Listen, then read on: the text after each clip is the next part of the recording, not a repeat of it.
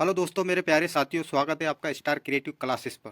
दोस्तों, आपको पता ही है कि हम सीएटी का जो दूसरा पेपर होता है एसएसटी का, उसकी एनसीईआरटी देख रहे हैं। और हमने इससे पहले एनसीईआरटी के कुछ 2 से 3 चैप्टर आपको करा लिए, तो आपने कभी नहीं देखा होगा तो उसे देख लीजिए। और ये जो चैप्टर हम कर रहे हैं, इसका आधा पार्ट हमने इससे पहले आपको करा दिया था। आरंभिक नगर जो चैप्टर का नाम है। और जो आधा हमने आपसे पहले ही कहा था कि हम आधा चैप्टर नेक्स्ट वीडियो में आपको कराएंगे। तो दोस्तों, हम वो जो चैप्टर बाकी था उसको इस वीडियो में कवर करेंगे। तो दोस्तों, शुरू करते हैं यहाँ से कि कच्चे माल की खोज में। दोस्तों, कभी आपने हमारे चैनल को अभी तक सब्सक्राइब नहीं किया होगा तो सब्सक्राइब कर लें। तो टॉपिक का नाम है दोस्तों कच्चे माल की खोज में। तो दोस्तों, कच्चा माल उन पदार्थों को कहते हैं जो कुदरती प्राकृतिक रूप से मिलते हैं या फिर किसान या पशुपालक उनका उत्पादन करते हैं। दोस्तों, कच्चा माल उसे कहते हैं जो प्राकृतिक रूप से यानी नेचुरली तौर पर जो मिलते हैं और नहीं ना मिलते हैं, या फिर किसान या पशुपालक उनका उत्पन्न करते हैं। जैसा कि किसान हो गए और पशुपालक जिसका उत्पन्न करते हैं उसको भी हम कच्चा माल कह सकते हैं। जैसे लकड़ी या धातु के अयस्क प्राकृतिक रूप से उपलब्ध उपलब्ध कच्चे माल है। दोस्तों, जो कि अयस्क हो गया, लकड़ी हो गई, ये हमारे कच्चा माल है, कुदरती तौर पर हमें ये मिलता है। इससे फिर कई तरह की चीज़ें बनाई जाती है, फिर इससे कई तरह की चीज़ें बनाई जा सकती है। और मिसाल के तौर पर किसान द्वारा पैदा किए गए कपास को कच्चा माल कहते हैं। दोस्तों, किसान के द्वारा जो कपास उत्पन्न की जाती है या कपास पैदा की जाती है, उसको हम कच्चा माल कह सकते हैं। जिसके बाद कताई बुनाई करके कपड़ा तैयार किया जाता है। फिर दोस्तों, कताई बुनाई करके कपड़ा तैयार किया जाता है। और हड़प्पा में लोगों को इसके बाद हड़प्पा में लोगों को कई चीज़ें वहीं मिल जाती थी। दोस्तों, हड़प्पा की जो सभ्यता थी वहाँ पे उन लोगों को कच्चे माल तो वहीं मिल जाता था, लेकिन मिल जाती थी, लेकिन तांबा तांबा लोहा, सोना, चांदी और बहुमूल्य पत्थर जैसे पदार्थों का वो दूर दूर से आयात किया करते थे। दोस्तों, क्या होता था, कुछ चीज़ें तो उनको वहीं मिल जाया करती थी, लेकिन जैसा कि तांबा हो गया, लोहा हो गया, सोना हो गया, चांदी हो गया, या बहुमूल्य पत्थर जो थे वो दूर दूर के इलाकों से या दूर दूर के जो क्षेत्र थे वहाँ से लाया करते थे। दोस्तों, आगे देख लेते हैं। हड़प्पा के लोग तांबे का आयात संभवतः आज के राजस्थान से करते थे। दोस्तों, आज का जो हमारा राजस्थान है, तो ऐसी संभावना है कि हड़प्पा सभ्यता के जो लोग थे वो राजस्थान से तांबे की आयात करते थे, ऐसी एक संभावना है। यहाँ तक कि पश्चिमी एशिया देश ओमान से भी तांबे की आयात किया जाता था। जैसा कि जो ओमान देश है वहाँ से भी तांबा लाया करते थे, ऐसी भी संभावना है। जो पश्चिमी एशिया का हमारे एक क्षेत्र देश है वहाँ से भी ओमान, तो वहाँ से भी तांबा लाया जाता था। हड़प्पा सभ्यता के लोग वहाँ से तांबा लाया करते थे। कांसा बनाने के लिए तांबे के साथ मिलाई जाने वाली धातु टीन का आयात आधुनिक ईरान और अफगानिस्तान से किया जाता था। दोस्तों, जो कांसा जो धातु बनाई जाती थी, उसको तांबे को और टीन मिलाकर वो धातु बनाई जाती थी। तो उसका बनाने का जो टीन का जो टीन जो है टीन जो है वो ईरान और अफगानिस्तान से लाया जाता था। और सोने सोने की आयात आधुनिक कर्नाटक से, और बहुमूल्य पत्थरों का आयात गुजरात और ईरान और अफगानिस्तान से किया जाता था। ये बात आप माइंड में बिठा दीजिए कि दोस्तों, सोने के आयात वो आधुनिक कर्नाटक से किया करते थे, और इसी के साथ बहुमूल्य पत्थर जो है उसकी आयात वो गुजरात और ईरान और अफगानिस्तान से किया करते थे। तो थोड़ा आगे बढ़ते हैं दोस्तों, हम एक अब थोड़ा सा आगे जाते हैं, 1 मिनट। हाँ, तो अब ये दोस्तों नेक्स्ट पॉइंट देखेंगे हम। नगरों में रहने वालों के लिए भोजन। दोस्तों, आप जो नगरों में रहते थे उस टाइम के अंदर, हड़प्पा सभ्यता के अंदर, तो उनके लिए भोजन का इंतज़ाम कहाँ से होता था उसके बारे में हम थोड़ा देख लेते। लोग नगरों के अलावा गांव में भी रहते थे। लोग जो नगर हड़प्पा सभ्यता थी वो एक तो नगरों में भी, वहाँ शहरों में भी लोग रहा करते थे, और उस टाइम पे छोटे छोटे गांव भी हुआ करते थे। तो लोग वहाँ पे भी रहा करते थे। वो अनाज उगाते थे। जो लोग गाँव में रहते थे वो अनाज उगाते थे और जानवर पालते थे, जानवर भी वो पाला करते थे। किसान और चारवा ही शहरों में रहने वाले शासकों, लेखकों और दस्तकारों को खाने के सामान देते थे। दोस्तों, जो उस टाइम के किसान हो गए, चारवा हो गए, वो शासकों और लेखकों और दस्तकारों को खाने पीने का सामान दिया करते थे। और पौधों के अवशेष से पता चलता है, देखिए जो उस टाइम पे जो हड़प्पा सभ्यता के जो पौधों के अवशेष मिले हैं उससे पता चलता है कि गेहूँ, जौ, दालें, टमाटर, धान, तिल और सरसों उगाते थे। जैसा कि वो हड़प्पा सभ्यता के लोग जो दोस्तों, उससे जो अवशेष मिले हैं पौधों के, उससे पता चला है कि वो गेहूँ, जौ, दालें, मटर, तिल, सरसों उगाते थे। इससे ये बात पता चली है। तो इसी के साथ दोस्तों हम आगे बढ़ते हैं थोड़ा। ज़मीन की जुताई के लिए हल का प्रयोग एक नई बात थी। दोस्तों, उस टाइम के अंदर ज़मीन की जुताई के लिए हल का उपयोग एक नई बात थी। हड़प्पा काल के हल तो नहीं बच पाए क्योंकि लकड़ी से बनाए जाते थे, क्योंकि वो उस टाइम के जो हड़प्पा काल के जो हल थे वो तो बच नहीं पाए। उसका कारण ये है कि वो लकड़ी से बनाए जाते थे, तो वो सड़ गल के ख़राब होके वो ख़त्म हो गए होंगे। लेकिन हल के आकार के खिलौने मिले, जो कि वो पत्थरों से बनाए जाते थे उस टाइम के खिलौने, तो खिलौने मिले इस क्षेत्र में बारिश, तो वो खिलौने से ऐसा अंदाज़ा लगाया, हल टाइप के वो खिलौने मिले, जैसा कि एक शक्ल दी गई, ये इस टाइप के वो खिलौने मिले, तो इससे अंदाज़ा लगाया कि उस टाइम पे हल भी इस्तेमाल करते थे लोग, क्योंकि हल को देखकर ही खिलौना बना होगा, ऐसा एक अंदाज़ा है इस क्षेत्र में। इसके बाद देख लेते हैं दोस्तों, इस क्षेत्र में बारिश कम होती थी, वो जो हड़प्पा सभ्यता का जो इलाका था वहाँ बारिश कम होती थी, इसलिए सिंचाई के लिए लोगों ने कुछ तरीके अपनाए होंगे, जैसे कि कुछ तरीके अपनाए होंगे। संभवतः पानी का संचय किया जाता होगा, पानी को जमा करके वो स्टॉक जमा करते होंगे कुछ तालाबों के जरिए या कुएं बनाकर, और ज़रूरत पड़ने पर उससे फसलों की सिंचाई की जाती होंगी, फिर उससे वो फसलों की सिंचाई करती होंगी जब उनको ज़रूरत पड़ जाती होंगी। तो उसके बाद थोड़ा आगे देख लेते हैं। हड़प्पा के लोग गाय, भैंस, भेड़ और बकरियां पालते थे। बस्तियों के आसपास तालाब और चारवाहा थे, जैसे कि चारवाहा घर थे जो कि उस टाइम के अंदर थे। पहली बात तो हड़प्पा के लोग क्या पालते थे, गाय, भैंस, भेड़, बकरियां पालते थे, और बस्तियों के आसपास तालाब थे और चारवाहा थे, जैसे कि चारवाहा जिसको बोलेंगे हम, जो जानवरों को चराने की जो जगह है वहाँ पे थी। लेकिन सूखे महीनों में मवेशियों के झुंडों को चारा पानी की तलाश में तक दूर दूर तक ले जाया जाता था दोस्तों। जो फिर जब सूखे का मौसम आ जाता था तो फिर उनके पास कोई रास्ता नहीं था, तो फिर वो क्या करते थे, वहाँ के जो जानवर थे फिर उसको दूर दूर ले आया करते थे वो चारा पानी कराने के लिए। उनकी जो ग़िज़ाई जानवरों की ग़िज़ाई समझो, उनकी जो ज़रूरत है चारा पानी उसको पूरा करने के लिए वो दूर दूर के इलाकों तक ले जाया करते थे। वो वो जैसे वो, फिर उसके आगे देख लेते हैं दोस्तों। वो बेर जैसे फलों को इकट्ठा किया करते थे दोस्तों। जो हड़प्पा सभ्यता के लोग थे वो उनके जो बेर जो फल आता है उसको वो जमा किया करते थे, इकट्ठा किया करते थे। मछलियाँ पकड़ते थे, हिरन जैसे जानवरों का शिकार किया करते थे। सभ्यता जो हड़प्पा सभ्यता के जो लोग थे वो दोस्तों मछलियाँ पकड़ते थे और हिरन जैसे जानवरों का शिकार भी किया करते थे। तो आप दोस्तों आप नेक्स्ट टाइप पॉइंट देखेंगे हम, उसका एनसीईआरटी के अंदर क्या दिया गया है। एक देखिए गुजरात में हड़प्पा कालीन नगर का सूक्ष्म निरीक्षण थोड़ा देख लेते हैं दोस्तों कि हड़प्पा जो गुजरात के अंदर हड़प्पा कालीन के जो नगर मिले हैं, जैसा कि उस टाइप के उस दौर के अंदर के जो अवशेष मिले हैं, पूर्व स्थल मिले हैं गुजरात के अंदर, उसके बारे में हम थोड़ा पढ़ लेते हैं। कच्छ के इलाके में खतीर बेद के किनारे धौलावीरा नगर बसा था दोस्तों। जो कच्छ का जो इलाका है खपीत का, उसके पास धौलावीरा नगर बसा था। वहाँ साफ पानी मिलता था दोस्तों। वहाँ पे जो धौलावीरा जो इलाका था वहाँ पर साफ पानी मिला करता था और ज़मीन उपजाऊ थी, वहाँ की ज़मीन भी उपजाऊ थी। यहाँ हड़प्पा सभ्यता के कई नगर जहाँ हड़प्पा सभ्यता के कई नगर दो भागों में विभाजित थे। आपको पता ही है कि दो विभाजित थे, कि एक वो दो भागों में विभाजित थे। वही धौलावीरा नगर को तीन भागों में बांटा गया था। जो धौलावीरा जो नगर था उसको तीन भागों में बांटा गया था। इसके हर हिस्से के चारों ओर पत्थर का ऊंची ऊंची दीवारें बनाई गई थी, जिसके जो है दोस्तों धौलावीरा का जो इलाका था उसके चारों ओर पत्थरों की बड़ी बड़ी ऊंची इमारतें बनाई गई थी। इसके इसके अंदर जाने के लिए बड़े बड़े प्रवेश द्वार बनाए गए थे दोस्तों। जो उसको कभी अंदर उनको जाना होता था कि आजू बाजू बड़ी बड़ी दीवारें बनाई जाती थी और उसके बाद एक प्रवेश द्वार बना दिया जाता था। इस नगर में एक खुला मैदान भी था जहाँ सार्वजनिक कार्यक्रम किया जाते थे। जो धौलावीरा का जो नगर था दोस्तों, वहाँ पे एक सार्वजनिक ये भी था जहाँ पर सार्वजनिक कार्यक्रम किए जाते थे। मैदान के अंदर एक खुला मैदान था, वो जो धौलावीरा का इलाका था, तो जो नगर था। तो थोड़ा हम आगे देखते हैं दोस्तों इसके साथ। यहाँ चल रहे थे हम, यहाँ मिले कुछ अवशेषों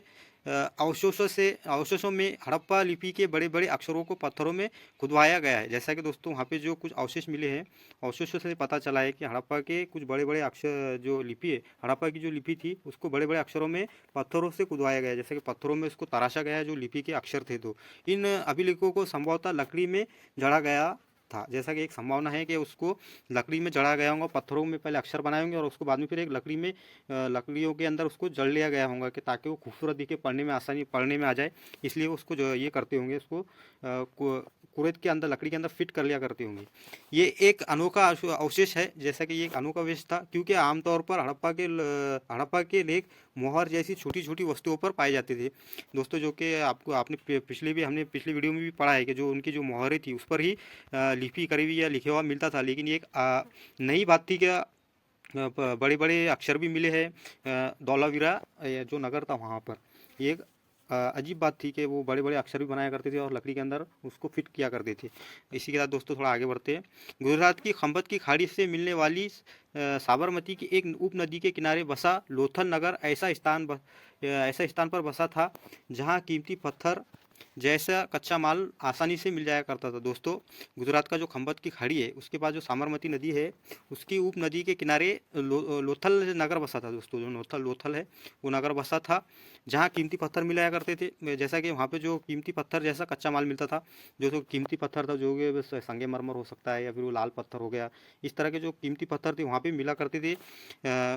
इसके अंदर कहाँ पर, लोथल के अंदर, लोथल नगर के अंदर, लोथल नगर का जो इलाका था वहाँ पे मिलाया करते थे। यहाँ पत्थर शंख और धातु से बनाई गई चीज़ों का एक महत्वपूर्ण केंद्र था। ये जो दोस्तों, ये जो था ना, ये पत्थर शंख और धातु से बनाई गई चीज़ों का एक महत्वपूर्ण केंद्र था। कौन सा जो केंद्र था वो क्या, उसका नाम क्या था? लोथल नगर, जो कि पत्थरों से और शंखों से और धातु से बनाई गई चीज़ों का एक महत्वपूर्ण केंद्र था। थोड़ा आगे देखते हैं। एक मिनट, एक मिनट रुक जाइए दोस्तों, थोड़ा इसको कट कर लेते हैं। हमारा जो निशानात आ गया इस पे, तो जो निशान लगे, हाँ थोड़ा ये देख लेते हैं। इस नगर में एक भंडार गृह भी था, जैसा कि इस नगर में एक भंडार गृह भी था। इस भंडार गृह में कई मोहरकंद, मोहरबंदी मिले हैं। जैसा कि दोस्तों, इस मोहरकंद और मोहरबंदी मिले हैं, जैसा कि इसके बारे में हम थोड़ा आगे पढ़ लेंगे, ये क्या चीज़ है आगे पढ़ लेंगे दोस्तों, इसको जो मिले हैं वहाँ पर। तो अब इसी के साथ दोस्तों, ये जो है, ये जो इलाका है, ये है लोथल का जो बंदरगाह है। यहाँ पर उस टाइम के अंदर जो कीमती चीज़ें लाई जाती थी बाहर देश से, समंदर के रास्ते से, तो वो यहाँ पर उतारी और चढ़ाई जाती थी। यहाँ से माल को उतारा और चढ़ाया जाता था। ये वो लोथल का ये है, इस बंदरगाह है वहाँ का ये। थोड़ा आगे बढ़ते हैं। या आप उसके बाद देखते दोस्तों, यहाँ पर एक इमारत मिली है जहाँ पर संभवतः इस मन के बनाने का काम होता था। दोस्तों, एक वहाँ पे जो लोथल जो नगर है, वहाँ पे एक इमारत मिली है जहाँ पे एक ऐसी संभावना है कि वहाँ पर मन के बनाने का काम होता था। पत्थर के टुकड़े अधूरे बने मन के, जैसा कि अधूरे मन के मिले हैं। मन के बनाने वाले उपकरण मिले हैं वहाँ पर, जो कि मन के बनाने के उपकरण भी मिले, जो चीज़ें बनाने का एक वस्तु, जो मन के बनाने की जो वस्तुएं थी वो भी वहाँ पर मिली है। और तैयार मन के भी यहाँ मिले हैं दोस्तों, जो कि तैयार जो मन के थे वो भी वहाँ पर मिले दोस्तों। वहाँ पे क्या क्या मिला है देखिए। जो लोथल नगर था वहाँ पे जो इमारत थी उसके अंदर क्या क्या मिला है, पत्थर के टुकड़े मिले, अंत बने मन के मिले, जैसे कि अधूरे मन के मिले, फिर मन के बनाने वाले उपकरण भी मिले हैं, और तैयार मन के भी वहाँ मिले हैं। थोड़ा इसके बाद हम आगे देखते हैं। मैंने आपको कहा था कि मुंद्राकन और मोहरबंदी के बारे में बोला था मैंने आपको, तो आगे पढ़ेंगे करके, तो अब ये आ गया वहाँ पे वो जो था, तो क्या मुंद्राकन और मोहरबंदी, जैसा कि मुंद्रा और मोहर, जैसा कि उसको फिर क्या, जैसा कि मुंद्रा और मोहर और मुंद्राकन और मोहरबंदी, इसमें क्या फ़र्क है थोड़ा हम इसको देख लेते हैं। मोहरकंद और मोहरबंदी में फ़र्क क्या है थोड़ा इसको जान लेते हैं। मोहरों का प्रयोग सामान से भरे उन डब्बों या थैलों को चिन्हित करने के लिए किया जाता होगा जिन्हें एक जगह से दूसरी जगह भेजा जाता था। दोस्तों, के क्या होता था कि जाता था, समझो, मोहरों का प्रयोग कब किया जाता था कि एक सामान को दूसरी जगह या ट्रांसफ़र कर रहे एक डब्बों में या थैलों में, तो उसके ऊपर मोहर का इस्तेमाल किया जाता था। थैलों को बंद करके क्या होता था, मोहर किस तरह लगाई जाती थी वो जान लो। थैलों को बंद करने के बाद उसके मुनहाओं पर गीली मिट्टी पोत कर उस पर मोहर लगाई जाती थी।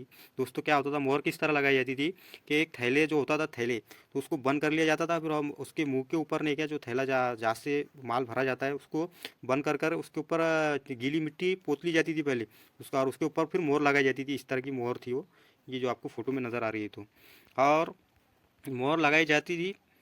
मोहर की छाप को मोहरबंद कहते हैं, जैसे कि मोहर की जो छाप होती है उसको मोहरबंदी कहते हैं, मोहरबंदी कहते हैं। दोस्तों, ये बात हमने आज समझ ली। थोड़ा आप आगे देख लेते। अगर ये छाप टूटी हुई नहीं होती तो ये साबित हो जाता कि ये सामान के साथ छेड़छाड़ नहीं हुई है। दोस्तों, अब ये सही बात है कि अगर वो अब माल को ट्रांसफ़र कर लिया गया, लेकिन जब वहाँ पर माल खो देखते थे तो फिर वो उनको दिखता था कि ये इसके ऊपर बराबर पोताई बराबर है और इसकी सील भी बराबर है, तो फिर वो समझ जाते थे कि इसके माल के साथ कोई छेड़छाड़ नहीं की गई है। इस तरह की वो मोहर उसके ऊपर जो पानी की जब गीली मिट्टी कर उसको पोत लिया कर लेते, तो उसके ऊपर इस तरह की मोहर लगाया करते थे। फिर वो आप उसके बाद देख लेते, ये फ़ोटो में देखा हूँ आप, ये फ़ोटो में दिया गया है, इस तरह की मोहर थी वो मोहर। तो थोड़ा आगे देख लेते हैं। सभ्यता के अंत का रहस्य क्या हुआ दोस्तों, फिर हड़प्पा सभ्यता का अंत किस तरह हुआ उसके बारे में थोड़ा हम देख लेते हैं। कि लगभग 3900 साल पहले एक बड़ा बदलाव देखने को मिला। क्या हो दोस्तों, 3900 साल पहले एक बड़ा बदलाव देखने को मिला। अचानक लोगों ने इन नगरों को छोड़ दिया। अचानक में ऐसा हुआ कि लोगों ने नगरों को छोड़ दिया। लेखन, मुहर और बांटों का प्रयोग बंद हो गया। दोस्तों जो देखो, लेखन का और मुहरों का और बांटों का प्रयोग बंद हो गया। दूर दूर के कच्चे माल का आयात काफ़ी कम हो गई। दोस्तों फिर उसके बाद क्या हुआ, क्या इसमें किस तरह परिवर्तन आए। एक तो पहले क्या हुआ कि अचानक से लोगों के नगरों को छोड़ना शुरू कर दिया। उसके बाद क्या हुआ, मोहर और बाटों का प्रयोग भी बहुत बंद हो गया था। उसके साथ फिर क्या हुआ, दूर दूर से जो कच्चा माल आया करता था हड़प्पा सभ्यता के अंदर, उसकी आयत भी काफ़ी कम हो गई थी। उसका काफ़ी कम हो गया था, उसकी आयत भी कम हो गई थी। मोहनजोदाड़ो में सड़कों पर कचरे के ढेर बनने लगे। जैसा कि मोहनजोदाड़ो जो था उसके सड़कों पर कचरे के ढेर बनने लगे थे। जल निवास प्राणी नष्ट हो गए। जल निवास जो प्राणी थे दोस्तों उस टाइम के, तो वो भी नष्ट हो गई। और सड़कों पर गुनगुनी क्या है, झुनझुनवा घर बनाए जाने लगे। क्या हुआ दोस्तों, फिर सड़कों पर झुनझुनवा घर बनाए जाने लगे थे। ये उस तरह से वहाँ पे सभ्यता के अंत की शुरुआत हो गई थी, इस तरह से धीरे धीरे। तो आप आगे देखते हैं और क्या दिया गया है इसके बारे में। ये सब क्यों हुआ कुछ पता नहीं दोस्तों, ये क्यों हुआ इसका कुछ पता नहीं। कुछ विद्वानों का कहना है कि ये नदियाँ सूख गई थी। दोस्तों कुछ विद्वानों का कहना है कि नदियाँ सूख गई थी। अन्यों का कहना है कि जंगलों का विनाश हो गया था। कुछ लोगों का कहना है कि जंगलों का विनाश हो गया था, इस कारण ये हो गया था। इसका कारण ये हो सकता है कि ईंटें पकाने के लिए ईंधन की ज़रूरत पड़ती थी। इसके अलावा मवेशियों के बड़े बड़े झुंडों से चारागाह और घास वाले मैदान समाप्त हो गए होंगे। ऐसा एक अंदाज़ा है कि उस टाइम पे कभी ऐसा भी हो सकता है कि भाई जंगल का विनाश हो गया होगा, या फिर जो नदियाँ थी वो सूख गई होंगी, या फिर मवेशियों के जो बड़े बड़े मैदान थे जहाँ पर वो चरा करते थे तो वो भी ख़त्म हो गए होंगे। कुछ इलाकों में बाढ़ आ गई होंगी। एक ऐसी भी संभावना है कि कुछ इलाकों में बाढ़ आ गई होंगी। लेकिन इन कारणों से ये स्पष्ट नहीं हो पाता कि सभी नगरों का अंत कैसे हो गया। जैसा कि इस बात, ये तो बातें है कि भाई जंगल विनाश, जंगलों का विनाश हो गया होगा, या फिर नदियाँ सूख गई होंगी, या फिर जो मवेशियों के जो बड़े बड़े मैदान थे वो चारागाह थे वो समाप्त हो गए होंगे। ऐसी तो संभावना है, लेकिन ये ठोस कारण नहीं हो सकता कि इन इन इन कारणों की वजह से इतना बड़ा बदलाव आ गया होगा, कि ये अंत, इन नगरों का अंत इस तरह से हो गया होगा, ये बोला नहीं जा सकता। क्योंकि बाढ़ और नदियों के सूखने का असर कुछ ही इलाकों पर होगा। क्योंकि देखो दोस्तों, नदियों का सूखने का और बाढ़ों का जो असर है वो कुछ ही इलाकों पर हो सकता है। ये बात तो आपको पता ही है कि भाई कभी गुजरात के अंदर बाढ़ आ गई तो उसका असर तो गुजरात के हद तक होगा, महाराष्ट्र में तो नज़र नहीं आएगा। जो तो इस तरह का एक मिसाल के तौर पर मैंने आपको बता दिया। लेकिन ये अब ऐसा दिया गया है कि वहाँ पे ऐसा विद्वानों का कहना है कि कुछ चीज़ें हैं जिसकी वजह से वहाँ के नगरों का विनाश हो गया होगा, कि अंत हो गया होगा। अब थोड़ा इसके आगे पढ़ लेते हैं। ऐसा लगता है कि शासकों का नियंत्रण समाप्त हो गया। जैसा ऐसा लगता है कि उस टाइम के जो शासक थे हड़प्पा सभ्यता के, उनका नियंत्रण समाप्त हो गया होगा। प्रजा जो थी उनकी, उन पर से जो भी हुआ हो, परिवर्तन का असर साफ परिवर्तन का असर बिल्कुल साफ दिखाई देता है। दोस्तों परिवर्तन का जो असर है वो साफ दिखाई देता है। आधुनिक पाकिस्तान के, दोस्तों आगे एक मिनट, आधुनिक पाकिस्तान के सिंध और पंजाब की बस्तियां उजड़ गई थी। दोस्तों आधुनिक पाकिस्तान का जो इलाका था वहाँ के जो ये हड़प्पा का जो इलाका था सिंध और पंजाब का, वहाँ की बस्तियां उजड़ गई थी। कई लोग पूर्व और दक्षिण के इलाकों में नई और छोटी बस्तियों में जाकर बस गए। ऐसा भी हुआ। कितने साल पहले हुआ था दोस्तों, ये 3900 साल पहले इनका अंत ऐसी तरह से शुरू हो गया था। बस्तियाँ ख़त्म हो गई थी, लोग जाकर बस गए थे जंगल, ऐसे लोगों के ऐसा होने लगा था उस टाइम के अंदर। इसके बाद क्या है दोस्तों, इसके लगभग 1400 साल बाद नए नगरों का विकास हुआ, जिसके बारे में हम अगले वीडियो में पढ़ेंगे। दोस्तों आप देखते हैं नीचे क्या दिया गया है। हाँ, ये एक एनसीईआरटी की किताब में दिया गया है मिस्र के पिरामिड के बारे में। तो इससे एक क्वेश्चन बनता है दोस्तों, सीईटी के अंदर, एसएसटी का जो पेपर होता है उसके अंदर हमेशा मिस्र का जो पिरामिड्स है उसके ताल्लुक से एक क्वेश्चन तो हमेशा आता ही है। थोड़ा इसके बारे में हम देख लेते हैं। नील नदी के पास बसने वाला, देखो दोस्तों, नील नदी के आसपास वाले इलाकों को छोड़कर मिस्र का अधिकांश भाग रेगिस्तान है। दोस्तों जो है मिस्र का जो इलाका है उसका, नील नदी के पास का जो इलाका है उसको छोड़ दिए कभी तो मिस्र का अधिकांश जो भाग है वो रेगिस्तान का है। लगभग देखिए दोस्तों, इसके बाद लगभग 5000 साल पहले मिस्र में शासन करने वाले राजाओं ने सोना, चांदी, हाथी दांत और लकड़ी और हीरे जवाहरात लाने के लिए अपनी सेनाएं दूर दूर तक भेजी। दोस्तों क्या हुआ, 5,000 साल पहले वहाँ के जो शासन करने वाले जो शासक थे, उन्होंने अपनी सेनाओं को सोना चांदी और हाथी के दांत और लकड़ी और हीरे जवाहरात लाने के लिए अपनी सेनाएं दूर दूर तक भेजी। तो और उसके बाद देख लेते हैं दोस्तों, इन्हीं इन्हें बड़े बड़े उन्होंने बड़े बड़े मकबरे बनवाए। फिर क्या हुआ दोस्तों, उन्होंने मकबरे बनाए बड़े बड़े, जिसे हम पैरामिड के नाम से जानते हैं दोस्तों, जिसको हम पैरामिड के नाम से जानते हैं। जो ये इस तरह दिखते हैं दोस्तों, मिस्र के जो पैरामिड्स है, जिसको हम इस तरह दिखते हैं, ये तस्वीर दी गई है उसकी। राजाओं के मरने के शव को इन्हीं पैरामिड में दफनाकर सुरक्षित रखा जाता था। दोस्तों क्या होता था, राजा के मरने के जो राजा जो मर जाता था, उसके शव को, जो उसकी जो लाश होती थी, उसको पैरामिड में दफनाया जाता था। जो कि पैरामिड जो उसको जो बनाते थे, उसमें दफनाकर सुरक्षित रखा जाता था। इन शवों को मम्मी कहा जाता है। जैसा कि जो शव थे शासकों के, जो उनकी लाशें थी, उनको मम्मी कहा जाता है। इनके शव के साथ और भी अन्य चीज़ें दफनाई जाती थी। दोस्तों फिर क्या होता था, इसके साथ वो हर बहुत सी चीज़ों को उनके साथ में दफनाया करते थे या गाड़ लिया करते थे, जिसको हम कह सकते हैं। तो दफनाया जाती थी, जैसे कि अन्य चीज़ें जो थी वो भी दफनाई जाती थी, जिसमें इनमें खाद्यान्न, पाए, वस्त्र, गहने, बर्तन, हथियार और जानवर शामिल थे। दोस्तों जो कि उसमें क्या क्या खाद्यान्न, पाए, वस्त्र, गहने, बर्तन और हथियार और जानवर शामिल थे। कभी कभी शव के साथ उनके सेवक और सेविकाओं को भी दफनाया जाता था। ये तो बहुत बुरी बात है दोस्तों, कि कोई इंसान मर गया और उसके साथ जिंदा इंसान को दफना रहे, तो ये गलत बात थी। लेकिन उस टाइम पे वो लोग किया करते थे। मिस्र के जो परंपराओं में से एक ये परंपरा भी थी कि जो शासक मर जाता था उस टाइम के अंदर, तो वो पैरामिड के अंदर उसको दफनाते थे, तो उसके साथ वो कीमती सामान भी रखते थे।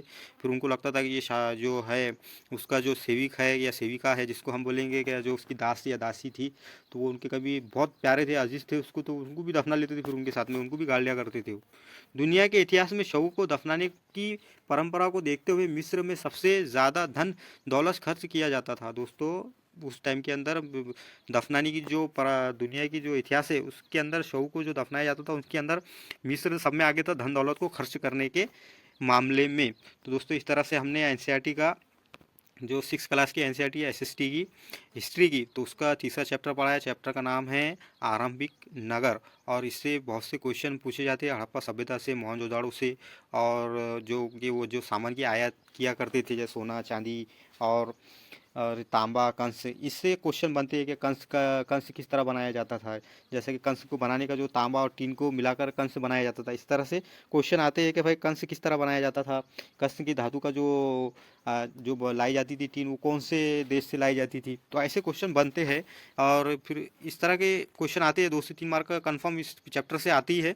तो आपने कभी हमारे वीडियो को देखा है तो आपके समझ में आ जाएंगी सब चीज़ें और आप ज़्यादा से ज़्यादा तक लोगों तक ये वीडियो को शेयर करें, ताकि उनका भी फ़ायदा हो। दोस्तों हमारे चैनल को, आपको कभी ये वीडियो पसंद आता है तो हमारे चैनल को, जो वीडियो बनाया है हमने, उसको लाइक करिए और हमारे चैनल को सब्सक्राइब करिए और ज़्यादा से ज़्यादा लोगों तक शेयर करिए। तो शुक्रिया दोस्तों, मिलते हैं नेक्स्ट वीडियो में।